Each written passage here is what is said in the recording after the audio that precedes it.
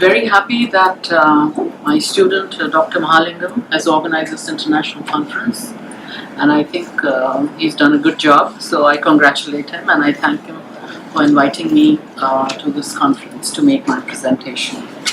Just to let you know that this paper that I'm going to present today on children of cross-cultural marriages is based on my ongoing work on international marriage, wherein I have a couple, one spouse is an Indian and the other a foreigner. I find that you just have a few articles that are available on this international marriage pertaining to Indians, but there is no book available yet. So I thought maybe I should take up that challenge. And compared to the first paper, my work is qualitative. So I'm sorry, I don't have any statistics to give you. But my fieldwork is based on about 100 cases that I've done. I've studied in-depth case studies. 50 of them are based in India and the other 50 in Europe, States and Canada, UK. Okay. If I have to look at the topic migration, diaspora and development, I'm going to look at the ambivalent aspects of development, or the confusions and contradictions and paradoxes. Of course, there's always, a positive side, but I think there is another side to migration, diaspora and development, which can be a bit painful. So let's try and understand what happens to the children of cross-cultural marriages. Children of cross-cultural lineage have often provided unique testimonies that provide direction to a dynamic area of research into the phenomenological experience of multiculturalism. This area of research has recently opened up avenues for experiential evidence based on written narratives of respondents from particular cross-cultural backgrounds. This paper attempts to understand the phenomenology of cross-cultural parentage alongside the cultural evidence of the pragmatism of a more global understanding of displacement. Much anthropological work has been done on the institution of marriage, and this considering that the body of theoretical work on it is only preliminary. However, it is hardly a notion that entire universes of perspectives are yet to be tried to comprehend and compare the complex structure, function, and the respective resultants. The primary objective of this exercise is to locate the socio-cultural ramifications of the existing paradigms of marriage, not within communities, which has been a more normative understanding, but the cross-cultural examples, which provide more of an alternative understanding of the union of two individuals, along with each of their cultures, traditions, and entire systems of behavior patterns. In a recent newspaper essay, Piku Iyer, the author of The Man Inside My Head, writes, I quote, "The core of affinity is mysterious. I, as someone of Indian ancestry born in and educated in England, officially resident in California, and living for the past quarter century in Japan, have never been comfortable with any fixed definitions.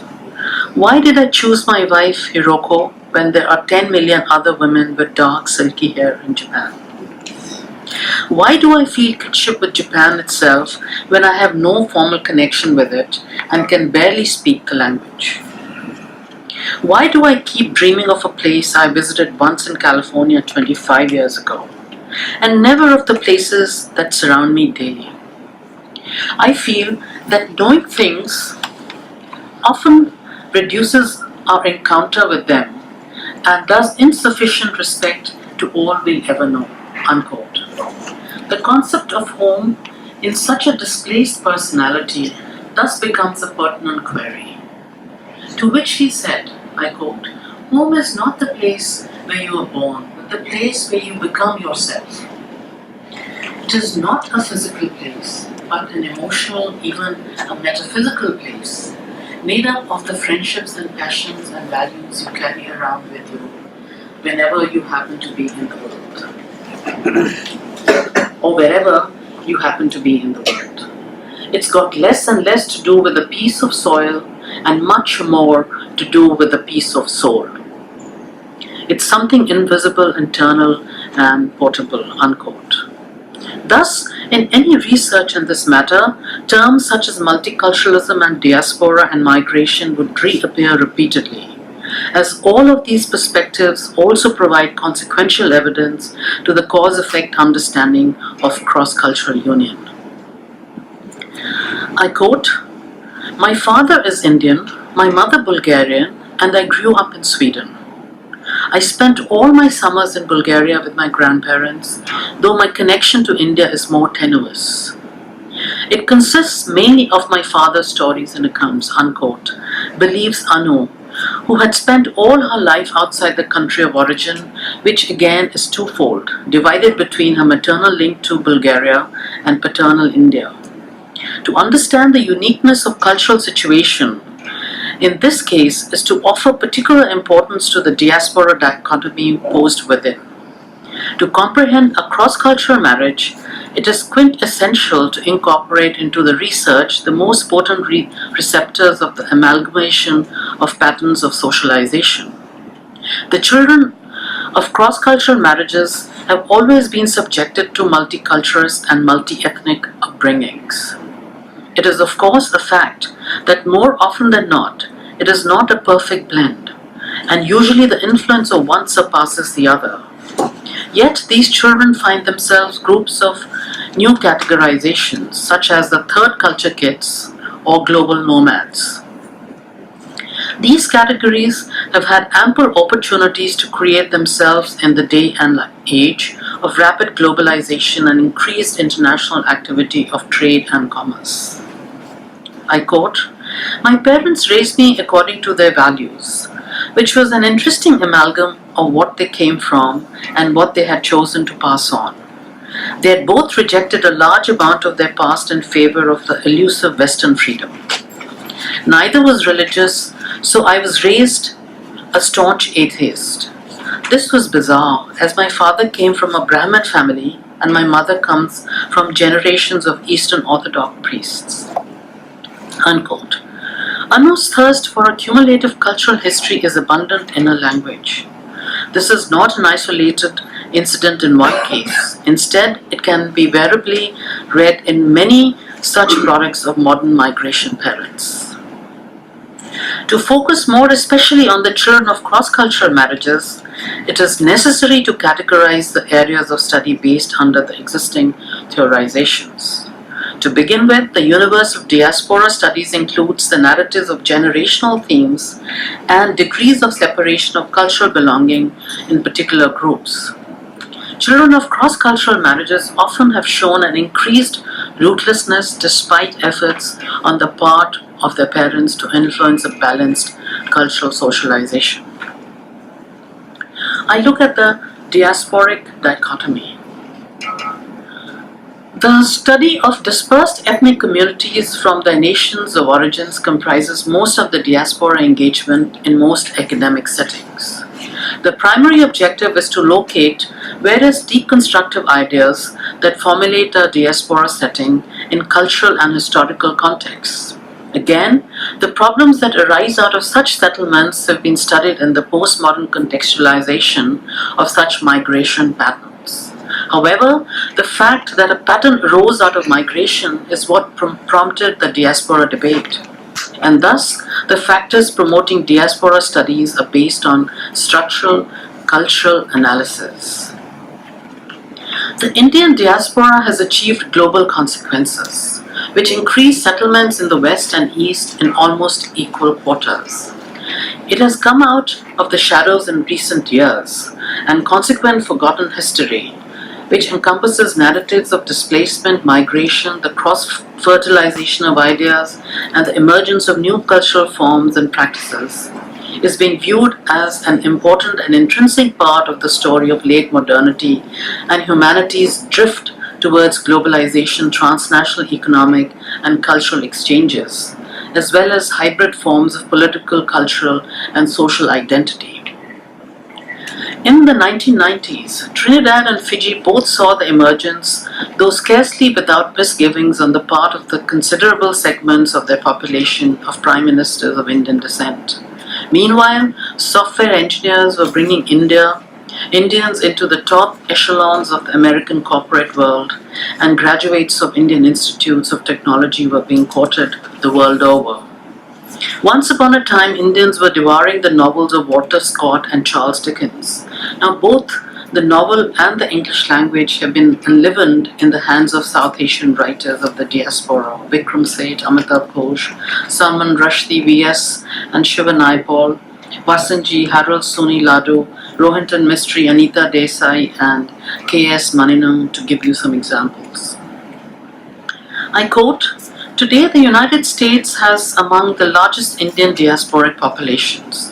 The students, Gadarites, and Punjabi farmers of the early 20th century were isolated by the prohibitions placed on the entry of Asians in 1920s. Many men married Mexican women, and thus we have Punjabi Mexican Americans.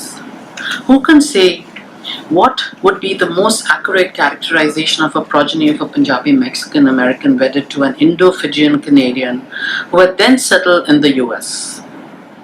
The vast bulk of Indians arrived in the US following the immigration reforms of 1965. And though they occupy a disproportionately significant and highly visible place in the professions, Indians also ply taxis in New York and dominate the Dunkin' Donuts franchises around the country. The Patel's grip on the motel is a cliché. Just as the corner shop in England, once one of the quintessential expressions of Englishness, is now a Gujarati institution." I unquote. So I will, I think, give you some more examples of the narratives of these children, maybe.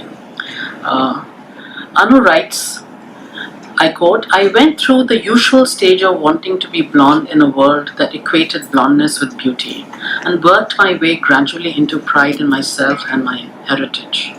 If I can't be blonde, I can certainly be exotic. And I do consequently have an overdeveloped appreciation of the unique and different. Many of us are cast in the roles from birth. I think the advantage I had growing up as an outsider in a homogeneous world is that I had plenty of time, information, and thankfully wasn't prone to depression to determine for myself precisely who I wanted to be." Another independence for us. However, it seems clear that their cultural backgrounds had not prepared them for the emotional and sexual challenge of marriage or deep relationship between the sexes.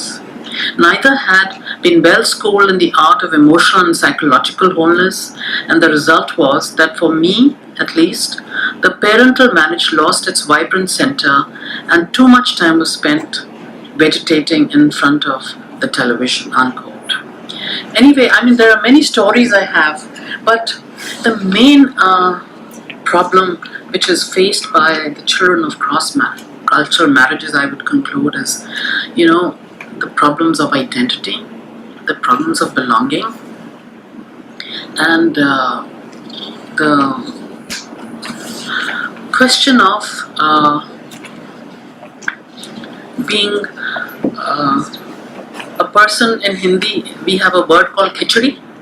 So they all say, or in English maybe they call it gruel. So migrant, right? In a way. Yeah, migrant. Yeah. Nomads. Yeah. Nomad. Yeah. So they feel, that they are actually just kind of a khichdi that has been created. Yeah. So maybe I can just, wind up over here. Yeah. Thank you. Okay. Thank you, Professor.